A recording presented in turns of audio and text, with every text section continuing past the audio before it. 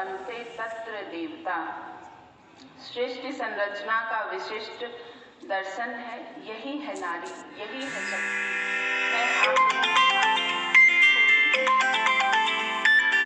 छोटी सी प्रस्तुति करना चाहूँगी, जिसमें हमारी कुछ बेटियां ही यहाँ जीआईसी की पार्टिसिपेट कर रही हैं और आप लोग हमारे इस छोटे से नाटक को देखते हुए अपने अंदर वही भाव लेके आए जो यहाँ पे दिखाया जा रहा है। बेटियों का सम्मान, पिता के नज़रों में माताओं को बेटियों का सम्मान, पिता को बेटियों का सम्मान, नाना नानी दादा दादी को बेटियों का सम्मान, बेटी की नज़र में भाइयों का सम्मान, पिता का सम्मान और आगे बढ़ के हमारा बढ़ता हुआ बहुत प्यारा सा हिंदुस्तान। जय हिंद, जय भारत। इसका अंग है। अतः स्वस्थ राष्ट्र निर्माण नींव या कहिए शेष नाग का फल हमारी बेटियां हैं, जिन पर राष्ट्र अवलंबित है। उनकी शिक्षा ही संस्कार, संस्कार विकास, विकास जीवन समझना चाहिए। खाना में क्या बनाया? दाल चावल बनाई हूँ। दाल चावल रोज यही खाना बनाओगी? कुछ और कब सीखोगी? क्या बोलूँगा तेरे ससुराल वालों को? यही सिखाया बेटी को? बापू खाना बनाना ठीक ना लगे। ज्यादा हीरोइन ना बन, घर के काम काज अच्छे से सीख ले। तेरी ब्याह की बात चल रही है। बापू अपनी पहले बेटी को दे देखो, मेरी उम्र ही क्या है। अब कितनी बड़ी होगी, इतना बक बक कर रही है। देख जो करना है ससुराल में करना। बापू मैं पढ़ लिख कर कुछ करना चाहती हूँ, अपने पैरों पे खड़ा होना चाहती हूँ। तेरे पैर नहीं तोड़ देने हैं। एहसान मानती तू अब तक जिंदा है।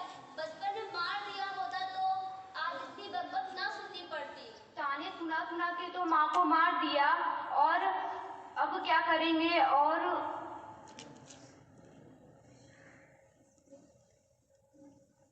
मुझसे जमाल लड़ाएगी? यही घर में तेरी माँ की एक न चली, तेरी कैसे चलेगी? यहाँ पे जमाल लड़ा रही है, ससुराल में जाके ना निकालना। एक दिन तुझे जिंदा गाड़ दूंगी। अरे भगवान से एक बेटा मांगा था और क्या दे दिया? घर के दीपक होते हैं बेटे। घर के बेटे दीपक होते हैं तो बेटियां भी रोशनी कम नहीं देती है। ये किताबें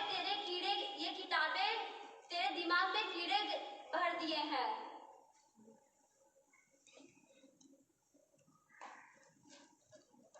ये किताब छोरों के हाथ में ठीक लगे, छोरी के हाथ में ठीक ना लगे। इस किताब को आज जला देता हूँ। ना बापू, ना बापू, ना बापू।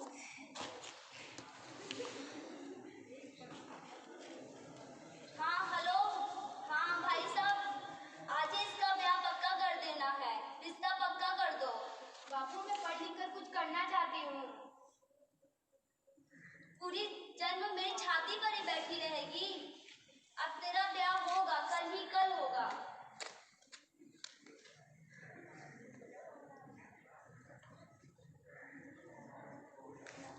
अब 20 साल के बाद बेटी घर से भाग जाती है, उसकी शादी नहीं होती है और उसका पिता बहुत बीमार हो जाता है।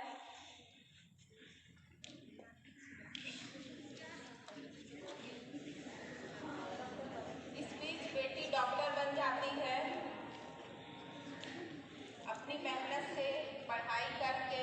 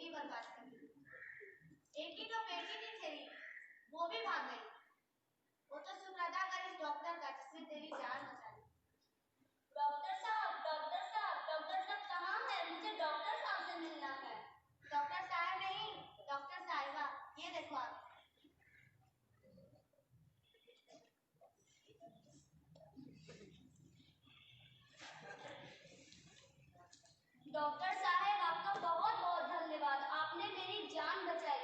मैं गरीब आपको क्या दूं बदले में? वचन दो कि कभी तुम बेटिया को ये ना कहो कि वो कुछ नहीं कर सकती है। वचन दो कि कभी बेटिया को ये ना कहो कि वो कुछ नहीं कर सकती हैं। ना ना। हाँ, जिसे तुमने कहती थी कि मैं तुम्हारा गुनहगार हूँ, मुझे माफ कर दो। बेटा बेटी में फर्क करना तो दो आंखों में फर्क करने के समान है। उपकार है तुझ जैसी बेटी का, जिसने सारी उम्र कुछ नहीं मांगा, बस मांगा तो बराबरी का दर्जा मांगा, वरना तो मुझ जैसे पिता ही बनने के लायक नहीं है।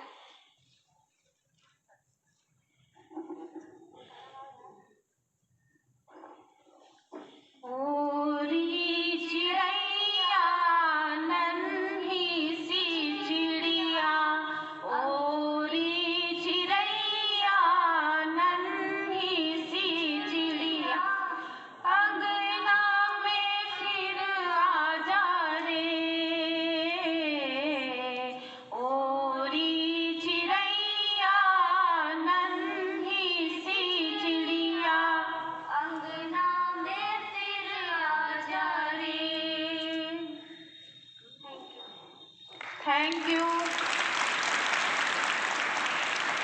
सभी बच्चों से मैं ये कहना चाहूँगी, ये सिर्फ एक छोटा सा नाटक था आप लोगों को ये दिखाने के लिए, क्योंकि इसमें पिता ने जो भी किया लास्ट में उसकी बेटी ही उसके काम आई और कोई काम नहीं आया। और बेटियों को मैं ये कहना चाहूँगी कि कई बार ऐसा होता है पिता समझ नहीं पाता, तो आप अपने दिल की बात कहिए। कई बेटियां ऐसी होंगी जो अपनी स्थिति बाहर नहीं बताती हैं, क्योंकि हम लोग ऐसे बहुत सारे केस हैंडल करते हैं। मैं चाहूँगी अगर इस तरह का कोई भी किसी के घर में बिहेव होता हो तो मेरा कॉल नंबर ले, मुझसे संपर्क करे। मैं लोगों के घर तक जाके उनके माँ बाप से बात करके प्रॉब्लम भी सॉल्व कराती हूँ। इसीलिए मैं सभी बेटियों को ये कहना चाहूँगी कि कई बार ऐसा होता है हम अपने माता पिता को नहीं समझ पाते हैं, तो आप अपने माता पिता को समझने की कोशिश करिए, क्योंकि हम लोग वहाँ तक नहीं पहुँच सकते जब तक कि हम किसी बच्चे के माता पिता नहीं बन जाते, जो माता पिता की सोच होती है। सभी बेटों को ये कहना चाहूँगी कि कल को वो भी पिता बनेंगे और अपने घर परिवार, माँ बाप, बच्चे या अपनी बहन, अपने घर में रह रही महिलाओं, खास तौर से अपनी माँ और अपनी बहन के साथ कभी भी दुर्भाव वाली बातें न करें। और हमारे देश के विकास में, हमारे समाज के विकास में महिला पुरुष दोनों की भागीदारी बहुत ज़रूरी है। इसीलिए मैंने शुरू में ही कह दिया था, ये नारी सशक्तिकरण सिर्फ बेटियों के लिए नहीं, बेटों के लिए भी है, क्योंकि एक अच्छे समाज की नींव, जैसे कहते हैं गाड़ी के दो पहिए, तो जब तक महिला पुरुष दोनों का सशक्तिकरण नहीं होगा, दोनों का विकास नहीं होगा, तब तक हमारा समाज स्वच्छ नहीं हो सकता, सुंदर नहीं हो सकता, न तो एक अच्छी नींव पड़ सकती है। अतः मैं ये कहना चाहूँगी लास्ट में कि आप सभी से मेरा निवेदन है, अगर किसी के घर का माहौल ऐसा हो जहाँ उनको ये महसूस हो कि हाँ मेरे माता पिता मेरे साथ अच्छा व्यवहार नहीं करते, तो प्लीज़ मुझे रिक्वेस्ट है उन बच्चों से कि वो मुझसे मिलें, मेरा कॉल नंबर ले लें, हमसे बातें करें। हम ऐसे बच्चों के परिवार से मिलते हैं, अगर वो नहीं चाहेंगे तो हम दूसरी तरह से भी उनकी मदद करते हैं। और आजकल बहुत सारी ऐसी चीज़ें सामने आ रही हैं जिनमें बच्चे अपने पेरेंट्स से बातें नहीं बताते हैं, आत्महत्या कर लेते हैं। तो ये ज़िंदगी जीने के लिए मिली है, खत्म न करो इसे। ये ज़िंदगी जीने के लिए मिली है, खत्म न करो इसे। कदम तो आगे बढ़ाओ, एक नहीं हजारों सहारे बन जाते हैं। आप सभी प्यारे बच्चों को अगर मन में कभी भी कुछ भी ऐसा फील हो तो हमेशा ये सोचना, पीछे मुड़ के देखोगे तो आगे ठोकर खाओगे और गिर जाओगे। हमेशा जिंदगी में आगे देखो, खूब पढ़ो लिखो और बढ़ो। और मैं चाहूँगी हमारे इस स्कूल से ही IAS PCS टॉपर बन के बच्चे जाएं। स्कूल कभी बुरा नहीं होता, बच्चों की पढ़ाई पे निर्भर करता है कि आप कितनी मेहनत करते हैं। यहाँ से पढ़ के निकले हुए भी कई बच्चे हो सकता है आप लोगों के टच में ना हो, लेकिन बहुत अच्छे ऊंचे पोस्ट पे हों, अधिकारी हों। तो आप लोग आज मुझसे ये वादा करिए, सभी मेहनत से पढ़ाई करेंगे, एक दूसरे का सम्मान करेंगे, कभी किसी दूसरे बच्चे को नीचा दिखाने की कोशिश नहीं करेंगे, क्योंकि आजकल के बच्चों में ये भावनाएं बहुत ज़्यादा आ गई हैं। और कुछ चीज़ें मैंने 2 दिन में जो देखी हैं वो भी शेयर करना चाहूँगी कि बेटा कोई स्कूल बुरा नहीं होता। मैंने पहले ही कहा, मैं आई 2 दिन में इधर उधर थोड़ा घूमी मिली, बच्चों से देखा। मैंने सभी बच्चों को, मैंने सर से भी बात किया है, कम से कम मॉर्निंग हो तो कोई पेरेंट्स देखें, कोई आए, और अगर आप बगल से गुजरें तो उनको गुड मॉर्निंग या नमस्ते बोलें। गुड आफ्टरनून का टाइम है तो गुड आफ्टरनून, गुड इवनिंग का टाइम है तो गुड इवनिंग, या आप नमस्कार जरूर बोलें। ये हमारे सम्मान में, दूसरे को जो हम सम्मान देते हैं उसमें आता है। मेरी मीटिंग बहुत बड़े बड़े लोगों से होती है, लेकिन फिर भी मैं हमेशा सम्मान में खड़ी होती हूँ। ये हमारा सम्मान करना दूसरों को संस्कार में दर्शाता है। तो आप सभी बच्चों से मैं ये कहना चाहूँगी, आप भी ये नहीं कि बड़ों का, एक दूसरे का, जब हम एक दूसरे का सम्मान करेंगे तो एक अच्छा विकास, एक अच्छा समाज और एक अच्छा देश बनेगा। जय हिंद, जय भारत।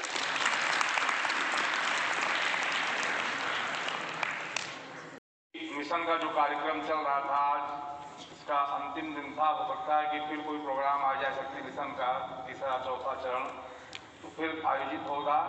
इस तरह से तमाम कार्यक्रम सरकार की योजनाओं के तहत यहाँ पर आते रहते हैं सरकारी विद्यालय में, उसका क्रियान्वयन होता रहता है। आज ये शक्ति मिशन के कार्यक्रम में जो आपने यह लघु नाटिका देखा, इसमें श्रीमती रीना सिंह जी, जो कि एक सामाजिक कार्यकर्ता हैं, NGO भी चलाती हैं, और इसी क्षेत्र में इनका जन्म भी हुआ है, पढ़ाई लिखाई भी हुआ, इनकी कर्मभूमि भी रही है। ये पिपरी में इनके पिताजी थे शाही साहब, तो वो बड़े ही सामाजिक व्यक्ति थे। तो उनकी ये पुत्री हैं, अब यह यहाँ अनपरा में निवास करती हैं, और बड़े लार्ज स्केल पर इनका NGO का चल रहा है, और इस तरह से अनेक विद्यालयों में ये जाती रहती हैं और अपना मार्गदर्शन बच्चों को दिशा निर्देश देती रहती हैं। तो मैं बहुत ही आभार प्रकट करता हूं इनके प्रति कि ये राजकीय इंटर कॉलेज अनपरा में भी आई और शक्ति मिशन के तहत इस लघु नाटिका को इन्होंने प्रस्तुत किया। इसमें हमारे देश के प्रधानमंत्री जो नरेंद्र मोदी जी हैं, जो सबका साथ सबका विकास, जैसे उस बिटिया ने कहा कि बच्चा अगर मुझे पुत्र चाहिए, लेकिन पुत्र के अलावा मुझे पुत्री भी चाहिए जो रोशनी देने का काम करे। बिना पुत्री के तो मनुष्य का जीवन ही सफल नहीं होता, ऐसा हमारा धर्म शास्त्र भी कहता है। तो सबका साथ सबका विकास, इसके तहत इस लघु नाटिका की जितनी सराहना की जाए वह बहुत ही कम है।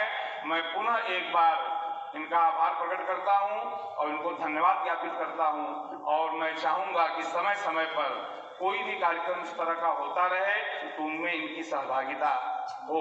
धन्यवाद। जय हिंद। संस्कृति की भारती है, सभ्यता और संस्कृति का गोद है जननी। जननी की गोद भराई करती, मूल में वही कतरी है जो जन करती है, अर्थात नारी जो उपजी है प्रथम बेटी के रूप में। अतः पुष्ट समाज, स्वस्थ राष्ट्र पड़ती है। व्यक्ति